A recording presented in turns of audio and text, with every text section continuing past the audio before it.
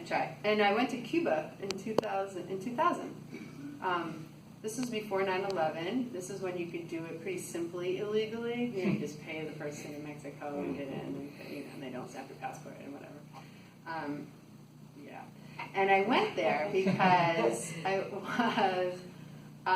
we had to, so in my PhD program, we not only had to we had to get to a certain level with our indigenous languages, but another foreign language.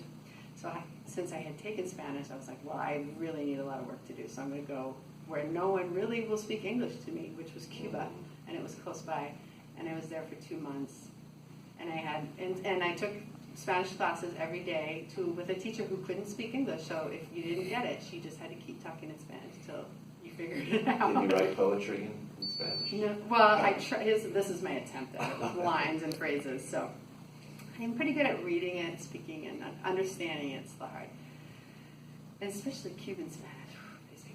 Yeah, so anyway, I went there, and this was one of my experiences there in that miscommunication of body language and gesturing and sign language that you do when you don't know a language, right, very well. And you're trying to be understood. Synonymous. They say in each country, la manera is different.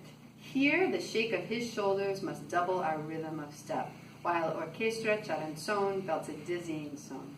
The faster the better, I say, lo más pronto posible. You echo me in Spanish all night, just as our bodies mirror a flawless step.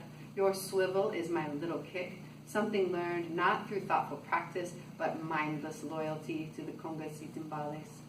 Cuban style, you say, is to rely on your hips, to push with the curve of a lateral tilde.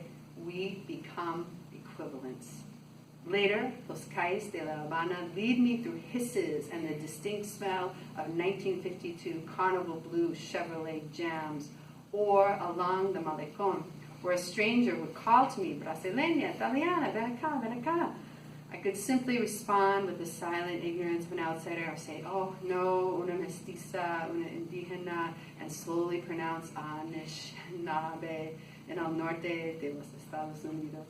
But it is here, as the waves power toward us from African winds, where slave ships once carved new crowns for Spain, here, where I see pairs of dancers swirling the most beautiful bronze into the night, the spray misting us, bringing in centuries of sugarcane money and the business of Ron.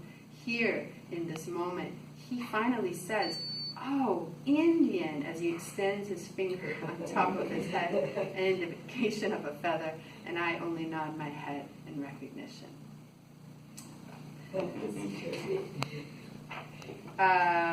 Yeah,